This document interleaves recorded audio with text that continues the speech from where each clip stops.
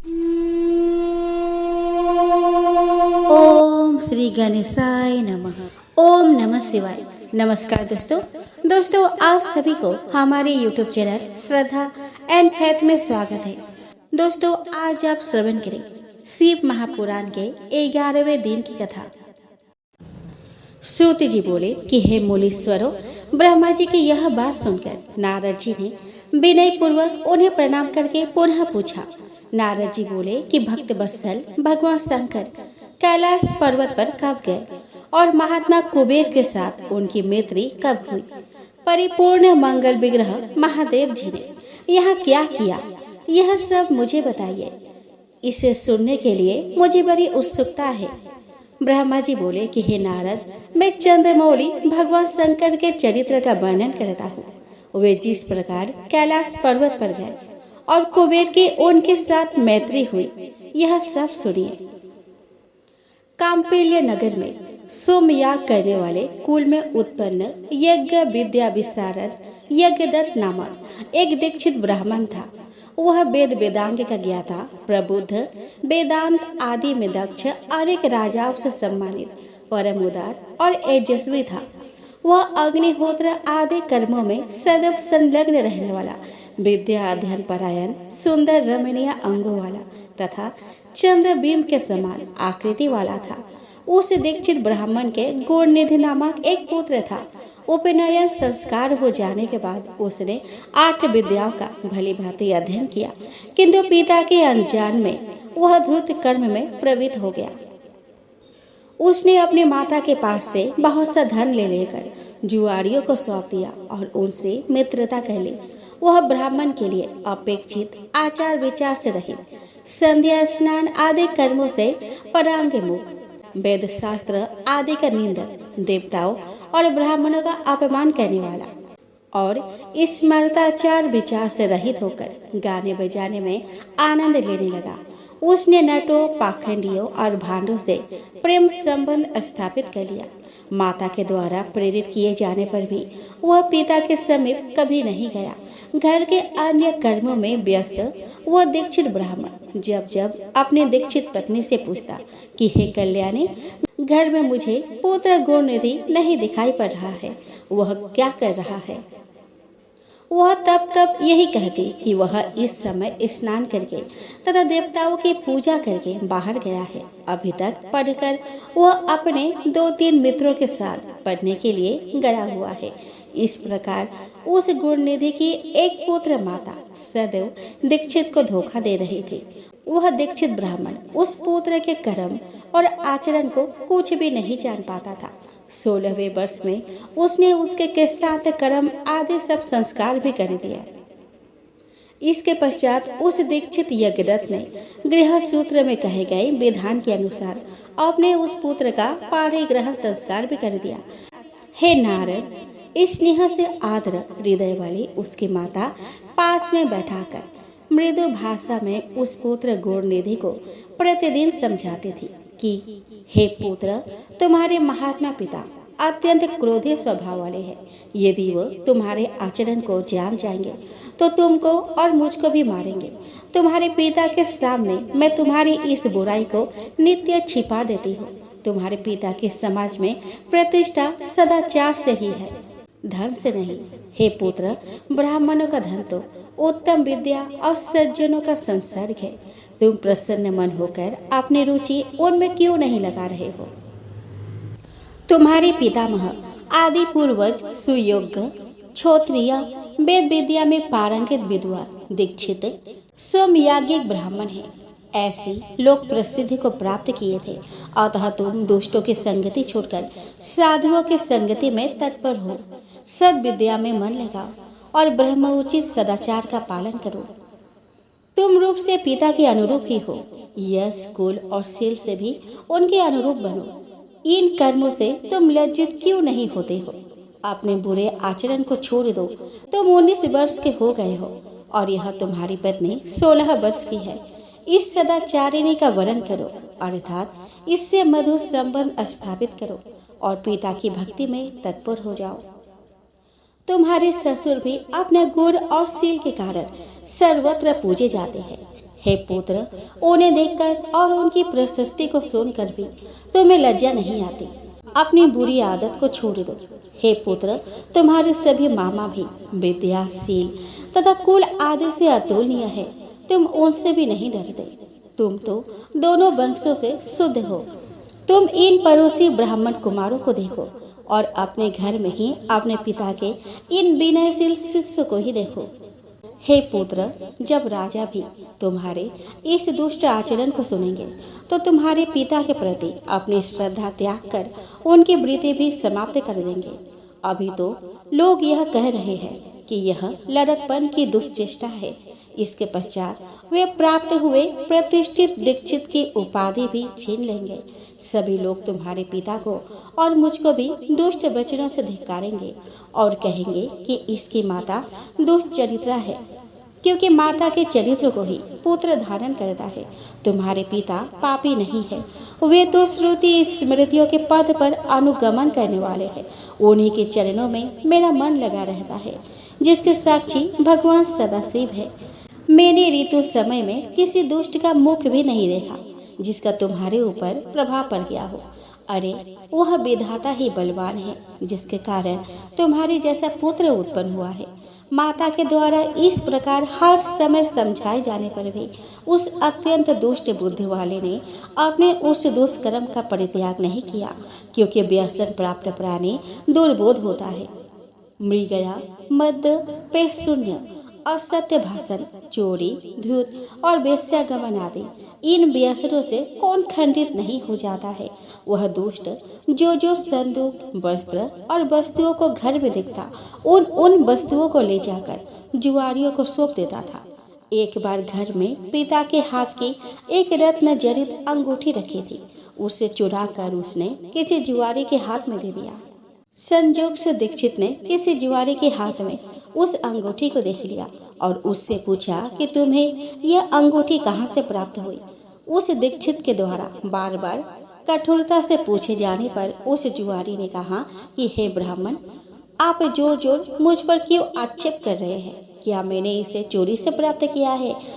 आपके पुत्र ने ही मुद्रा लेकर इसको मुझे दिया है। इसके पहले भी मेरे द्वारा जुए में जीत लिए जाने पर उसने अपनी माता की साड़ी भी चुरा कर मुझे दी है। उसने मात्र मुझको ही यह अंगूठी नहीं दी है, अपितु अन्य जुआरियों को भी उसने बहुत सा धन दिया है। रत्नों के संदूक, रेशमी वस्त्र, सोने की झाड़ी आदि वस्तुएं, अच्छे अच्छे कांसे और तांबे के पात्र भी उसने दिए हैं। जुआरी लोग उसे प्रतिदिन नग्न करके बांधते रहते हैं। इस भूमंडल पर उसके समान कोई दूसरा जुआरी नहीं है। हे विप्र, आज तक आप जुआरियों में अग्रणी और अविनय तथा अनीति में प्रवीण अपने पुत्र को क्यों नहीं जान सके? ऐसा सुनकर लज्जा के भार से उस ब्राह्मण का सिर झुक गया और अपने सिर को वस्त्र से ढककर वह अपने घर चला आया। तदंतर वह स्रोत कर्म पर आया। दीक्षित यज्ञदत्त अपनी महान पतिव्रता पत्नी से कहने लगा। यज्ञदत्त बोला कि हे दीक्षित आयनी, धूर्त पुत्र गुणनिधि कहाँ है? कहीं भी बैठा हो, उससे क्या लाभ है? वह मेरी सुंदर सी अंगूठी कहाँ है? तुमने मेरे शरीर में तैल, उपटन आदि लगाने के समय मेरी अंगुली से जिसको निकाल लिया था, उस रत्न जड़ित अंगूठी को लाकर शीघ्र ही मुझे दो। उसके इस वचन को सुनकर वह दीक्षितायनी भयभीत हो उठी और बोली कि इस समय मैं मध्याह्न काल की स्नान क्रिया को संपन्न कर रही हूँ। देव पूजा के लिए अर्पित की जाने वाली सामग्रियों को एकत्रित करने में मैं व्याकुल हूँ। हे अतिथि प्रिया, यह अतिथियों का समय कहीं अतिक्रमण न कर जाए, इसीलिए मैं भोजन बनाने में व्यस्त हूँ। मैंने किसी पात्र में अंगूठी को रख दिया है, अभी याद नहीं आ रहा है। दीक्षित बोला कि अति दुष्ट पुत्र को उत्पन्न करने वाली, हे सदा सच बोलने वाली, मैंने जब जब तुझसे यह पूछा कि पुत्र कहाँ गया, तब तब तूने यही कहा कि हे नाथ, अभी पढ़कर वह अपने 2-3 मित्रों के साथ पुनः पढ़ने के लिए बाहर चला गया है। हे पत्नी, तुम्हारी वह मंजीठी रंग की साड़ी कहाँ है जिसको मैंने तुम्हें दिया था, जो घर में रोज टंगी रहती थी? सच सच बताओ, डरो मत। मणिजड़ित वह सोने की झाड़ी भी इस समय नहीं दिखाई दे रही है, और ना तो वह रेशमी त्रिपटी दुपट्टा ही दिखाई दे रही है जिसको रखने के लिए तुम्हें मैंने दिया था। दक्षिण देश में बनने वाला वह कांसे का पात्र और गौड़ देश में बनने वाला वो तांबे की घटी कहाँ है? हाथी दांत से बनी हुई वो सुख देने वाली मचिया कहाँ है? पर्वतीय क्षेत्र में पाई जाने वाली चंद्रकांत मणि के समान अद्भुत हाथ में दीपक लिए वो श्रृंगार युक्त साल भंजिका कहाँ है? अधिक कहने से लाभ ही क्या? हे कुलजे, मैं तुझ पर व्यर्थी क्रोध कर रहा हूँ। अब तो मेरा भोजन तभी होगा जब मैं दूसरा विवाह कर लूंगा। कुल को दूषित करने वाले उस दुष्ट के रहते हुए भी अब मैं निसंतान हूँ। उठो और जल जाओ, मैं उसे तिलांजलि देता हूँ। कुल को कलंकित करने वाले कुपुत्र की अपेक्षा मनुष्य का पुत्रहीन होना ही श्रेयस्कर है। कुल के भलाई के लिए एक का परित्याग कर देना चाहिए, यह सनातन नियम है। तदंतर उच्च दीक्षित ब्राह्मण ने स्नान करके अपनी नित्य क्रिया संपन्न करके उसी दिन किसी क्षत्रिय ब्राह्मण की कन्या को प्राप्त करके उसके साथ विवाह कर लिया। ब्रह्मा जी बोले कि उन वृतांत को सुनकर वह दीक्षित पुत्र अपने भाग्य की निंदा करके किसी दिशा को देखकर अपने घर से चल पड़ा। कुछ काल तक चलने के पश्चात वह यज्ञदत्त पुत्र दुष्ट गुरुरिधि थक जाने के कारण उत्साहहीन होकर वही रुक गया। वह बहुत बड़ी चिंता में पड़ गया कि अब मैं कहाँ जाऊँ, क्या करूँ। मैंने विद्या का अभ्यास भी नहीं किया और ना तो मेरे पास अत्यधिक धन ही है। दूसरे देश में तत्काल सुख तो उसी को प्राप्त होता है जिसके पास धन रहता है। यद्यपि धन रहने पर चोर से भय होता है, किंतु यह विघ्न सर्वत्र उत्पन्न हो सकता है। अरे, याजक के कुल में जन्म होने पर भी मुझ में इतना बड़ा दुर्व्यसन कैसे आ गया? यह आश्चर्य है, किंतु भाग्य बड़ा बलवान है। वही मनुष्य के भावी कर्म का अनुसंधान करता है। मैं भिक्षा मांगने के लिए नहीं जाता हूँ। मेरा यहाँ कोई परिचित भी नहीं है और न मेरे पास कुछ धन ही है। मेरे लिए कोई शरण तो होनी ही चाहिए। सदैव सूर्योदय होने के पूर्व ही मेरी माता मुझे मधुर भोजन देती थी। आज मैं यहाँ किससे मांगू? मेरी माता तो भी यहाँ नहीं है। ब्रह्मा जी बोले कि हे नारद, इस प्रकार बहुत सी चिंता करते हुए वृक्ष के नीचे बैठे बैठे वह अत्यधिक दीनहीन हो उठा। इतने में सूर्यास्त हो गया। इसी समय कोई सी भक्त मनुष्य अनेक प्रकार की परम दिव्य पूजा सामग्रियों को लेकर शिवरात्रि के दिन उपवास पूर्वक महेश्वर की पूजा करने के लिए अपने परिवार जनों के साथ नगर से बाहर निकला। शिव जी में रत चित्त वाले उस भक्त ने शिवालय में प्रवेश करके सावधान मन से यथोचित रूप से शंकर की पूजा की। भगवान शिव के लिए लगाए गए नैवेद्य के पकवानों की गंधों को सुनकर पिता के द्वारा परित्यक्त मात्रहीन एवं भूख से व्याकुल यज्ञदत्त का पुत्र वह ब्राह्मण गुणनिधि उसके पास पहुंचा। उसने सोचा कि यह सभी शिव भक्त जब रात्रि में सो जाएंगे तब मैं शिव पर चढ़ाए गए उस विविध नैवेद्य को भाग्यवश प्राप्त करूंगा। ऐसी आशा करके वह भगवान शंकर के द्वार पर बैठ गया और उस भक्त के द्वारा की गई महापूजा को देखने लगा। भक्त लोग जिस समय भगवान शिव के सामने नृत्य गीत आदि करके सो गए, उसी समय वह नैवेद्य को लेने के लिए भगवान शिव के मंदिर में घुस गया। वहां पर जल रहे दीपक के प्रकाश को मंद देखकर पकवानों को देखने के लिए अपने उत्तरीय वस्त्रों को फाड़ करके बत्ती बनाकर दीपक को प्रकाशित कर यज्ञदत्त के उस पुत्र ने आदर पूर्वक शिव के लिए लगाए गए बहुत से पकवानों के नैवेद्य को एकाएक सहस्त्र उठा लिया। इसके बाद उस पकवानों को लेकर शीघ्र ही बाहर जाते हुए उसके पैर के आघात से कोई सोया हुआ व्यक्ति जाग उठा। शीघ्रता करने वाला यह कौन है? कौन है? इसे पकड़ो। इस प्रकार भययुक्त ऊंची वाणी में वह व्यक्ति चिल्लाने लगा। भयवश वह ब्राह्मण जब भाग रहा था, उसी समय वहां पुरक्षकों ने पहुंचकर उसे मारा, जिससे वह अंधा होकर तत्काल मर गया। हे मुने, यज्ञदत्त के उस पुत्र ने निश्चित शिव की ही कृपा से नैवेद्य को खा लिया था, न कि अपने भावी पुण्य फल के प्रभाव से। इसके पश्चात उस मरे हुए ब्राह्मण को यमलोक ले जाने के लिए पास मुदगर हाथ में लिए हुए यम के भयंकर दूत वहां आकर उसे बांधने लगे। इतने में छोटी छोटी घंटियों से युक्त आभूषण धारण किए हुए और हाथ में त्रिशूल युक्त हो शिव के पार्षद दिव्य विमान लेकर उसे ले जाने के लिए आ गए। शिवगण बोले कि हे यमराज के गण, इस परम धार्मिक ब्राह्मण को छोड़ दो। यह ब्राह्मण दंड के योग्य नहीं है।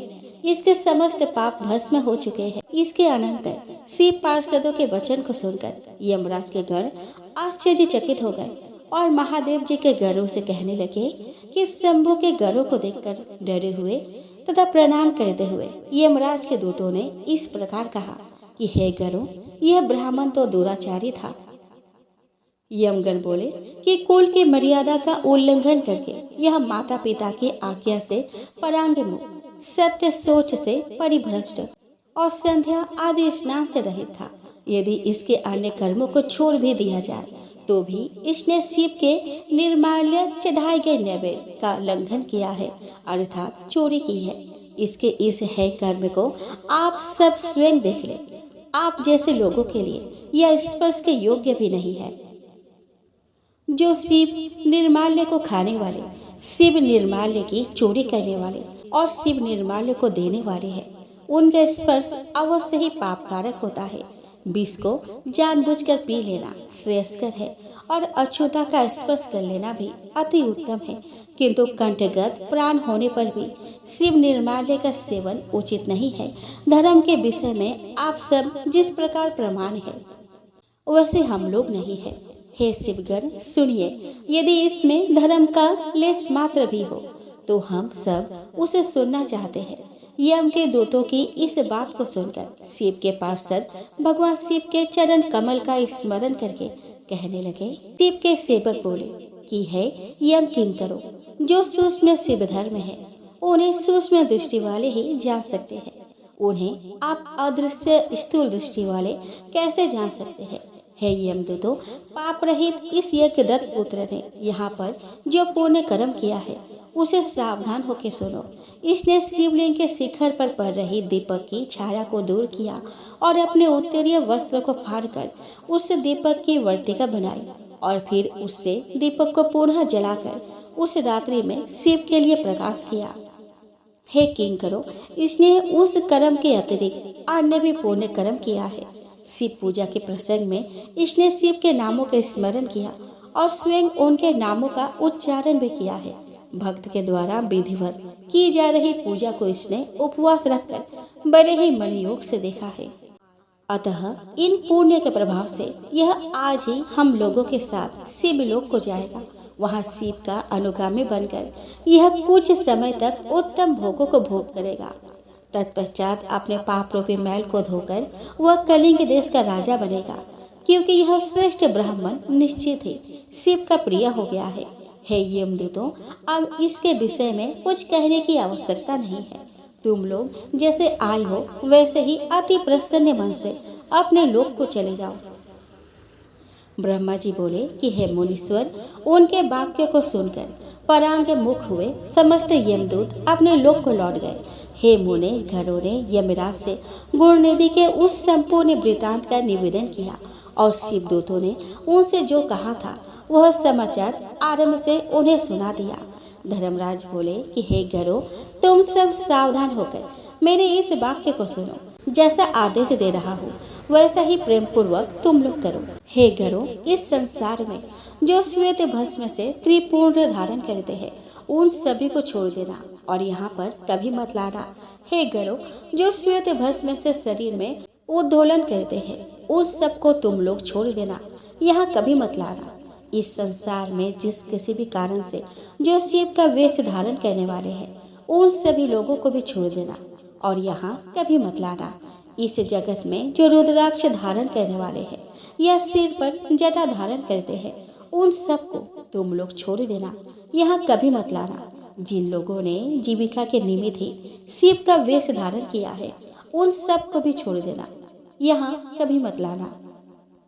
जिन्होंने दम या छल प्रपंच के कारण ही शिव का वेश धारण किया है उन सबको भी तुम लोग छोड़ देना, यह कभी मत लाना। इस प्रकार उन यमराज ने अपने सेवक को आज्ञा दी, जिसको सुनकर उन लोगों ने कहा कि जैसे आपकी आज्ञा है वैसा ही होगा।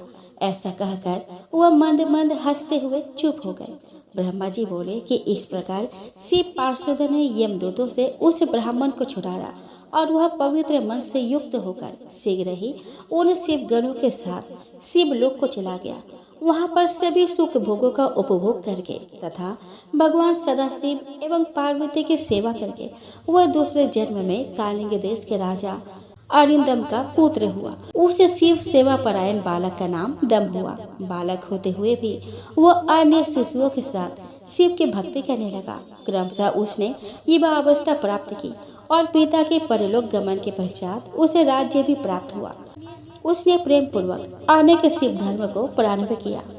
हे ब्राह्मण, दुष्टों का दमन करने वाला वह राजा दम शिवालयों में दिव्य दान के अतिरिक्त अन्य कोई धर्म नहीं मानता था।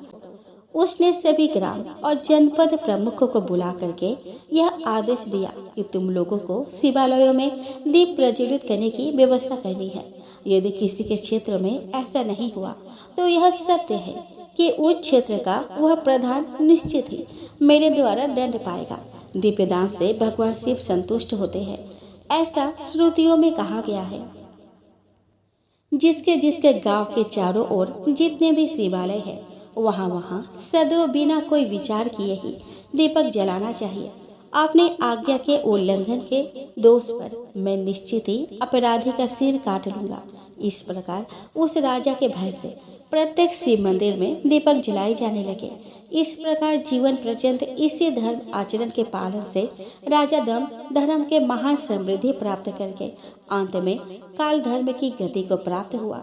अपने इस दीप वासना के कारण शिवालय में बहुत से दीपक प्रज्वलित करके वह राजा दूसरे जन्म में रत्नमय दीपों की शिखाओं को आश्रय देने वाली अलकापुरी का राजा कुबेर हुआ। इस प्रकार भगवान शंकर के लिए अल्प मात्र भी किया गया धार्मिक कृत्य समय आने पर फल प्रदान करता है। यह जानकर उत्तम सुख चाहने वालों लोगों को शिव का भजन करना चाहिए।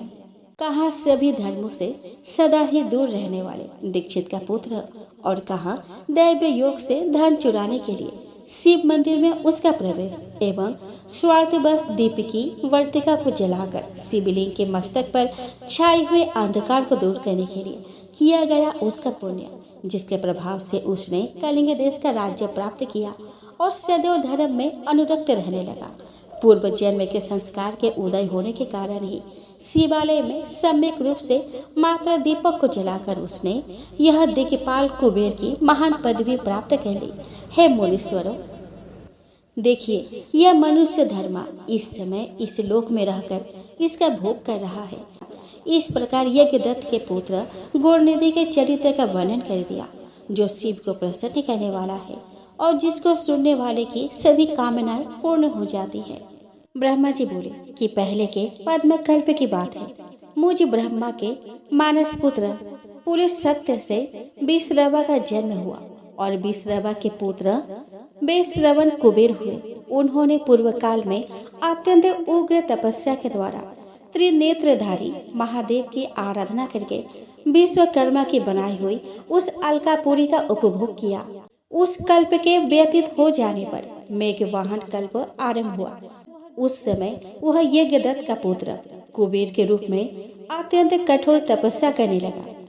दीपदान मात्र से मिलने वाली शिव भक्ति के प्रभाव को जानकर शिव की चित प्रकाशिका काशीपुरी में जाकर अपने चित रूपी रत्नमय दीपों से 11 रुद्रों को उद्बोधित करके अनन्य भक्ति एवं स्नेह से संपन्न हो वह तन्मयता पूर्वक शिव के ध्यान में मग्न होकर निश्चल भाव से बैठ गया। जो शिव से एकता का महान पात्र है, तप रूपी अग्नि से बढ़ा हुआ है। काम क्रोध आदि महाविघ्न रूपी पतंगों के आघात से शून्य है। प्राण निरोध रूपी वायु शून्य स्थान में निश्चल भाव से प्रकाशित है। निर्मल दृष्टि के कारण स्वरूप से भी निर्मल है तथा सद्भाव रूपी पुष्पों से पूजित है। ऐसे शिवलिंग की प्रतिष्ठा करके वह तब तक तपस्या में लगा रहा जब तक उसके शरीर में केवल अस्थि और चर्म मात्र ही अवशिष्ट नहीं रह गए। इस प्रकार उसने 10,000 वर्षों तक तपस्या की तदंतर विशालाक्षी पर्वत देवी के साथ भगवान विश्वनाथ स्वयं प्रसन्न मन से अलकापुरी के स्वामी को देखकर, जो शिवलिंग में मन को एकाग्र करके ठूठे वृक्ष की भांति स्थिर भाव से बैठे थे, बोले कि हे अलकापते, मैं वर देने के लिए उद्धत हूँ, तुम अपने मन की बात कहो। उन तपोनिधि ने जब अपने नेत्रों को खोलकर देखा तो उन्हें उदित हो रहे 1000 किरणें वाले 1000 सूर्य से भी अधिक तेजस्वी श्रीकंठ उमा बल्लभ भगवान चंद्रशेखर अपने सामने दिखाई दिए। उनके तेज से प्रतिहित हुए तेज वाले कुबेर चौंधिया गए और अपने आंखों को बंद करके वे मन के लिए अगोचर देवेश्वर भगवान शंकर से कहने लगे कि हे नाथ, अपने चरणों को देखने के लिए मुझे दृष्टि सामर्थ्य प्रदान करे। हे नाथ, यही वर चाहता हूँ कि मैं आपका साक्षात दर्शन प्राप्त कर सकूं। हे इस अन्य वर से क्या लाभ है? हे शशि शेखर, आपको प्रणाम है। उनकी यह बात सुनकर देव आदिदेव उमापति ने अपनी हथेली से उनका स्पर्श करके उन्हें अपने दर्शन की शक्ति प्रदान की। देखने की शक्ति मिल जाने पर यज्ञदत्त के उस पुत्र ने आंखें खोलकर पहले उमा की ओर देखना प्रारंभ किया। वह मन ही मन सोचने लगा कि भगवान शंकर के समीप ये सर्वांग सुंदरी स्त्री कौन है? इसने मेरे तप से भी अधिक कौन सा तप किया है? यह रूप, यह प्रेम, यह सौभाग्य और यह असीम शोभा सभी अद्भुत है। वह ब्राह्मण कुमार बार बार यही कहने लगा।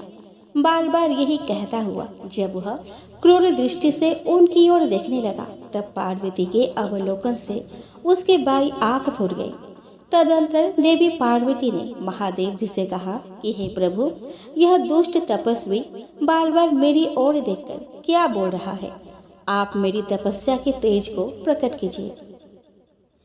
यह पुनः अपने दाहिने नेत्र से बार बार मुझे देख रहा है। निश्चित ही यह मेरे रूप, प्रेम और सौंदर्य की संपदा से ईर्ष्या करने वाला है। देवी की यह बात सुनकर भगवान शिव ने हंसते हुए उनसे कहा कि हे उमे, यह तुम्हारा पुत्र है। यह तुम्हें क्रूर दृष्टि से नहीं देख रहा, अपितु तुम्हारी तप संपत्ति का वर्णन कर रहा है। देवी से ऐसा कहकर भगवान शिव पुनः उस ब्राह्मण कुमार से बोले कि हे वत्स, मैं तुम्हारी इस तपस्या से संतुष्ट होकर तुम्हें वर देता हूँ। तुम निधियों के स्वामी और गुहेगों के राजा हो जाओ। हे सुब्रत, तुम यक्षों, किन्नरों और राजाओं के भी राजा, पुण्य जनों के पालक और सबके लिए धनदाता हो जाओ।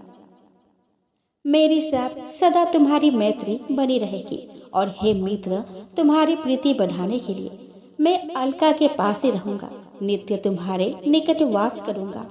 हे महाभक्त यज्ञदत्त कुमार, आओ इन उमा देवी के चरणों में प्रसन्न मन से प्रणाम करो। यह तुम्हारी माता है। ब्रह्मा जी बोले कि हे नारद, इस प्रकार वर देकर भगवान शिव ने देवी पार्वती से पुनः कहा, हे देवेश्वरी तपस्वरी, पुत्र पर कृपा करो, यह तुम्हारा पुत्र है। भगवान शंकर का यह कथन सुनकर जगदम्बा पार्वती अति प्रसन्न चित्त से उस यज्ञदत्त कुमार से कहने लगी कि हे वत्स, भगवान शिव में तुम्हारी सदा निर्मल भक्ति बनी रहे। तुम्हारी बाई आंख तो फूट गई है, इसीलिए एक ही पिंगल नेत्र से युक्त रहो। महादेव जी ने तुम्हें जो वर दिए हैं वे सब उसी रूप में तुम्हें सुलभ हो। हे पुत्र, मेरे रूप के प्रति ईर्ष्या करने के कारण तुम कुबेर नाम से प्रसिद्ध हो। इस प्रकार कुबेर को वर देकर भगवान महेश्वर पार्वती देवी के साथ अपने विश्वेश्वर नामक धाम में चले गए। इस तरह कुबेर ने भगवान शंकर की मैत्री प्राप्त की और अलकापुरी के पास जो कैलाश पर्वत है वहां भगवान शंकर का निवास हो गया।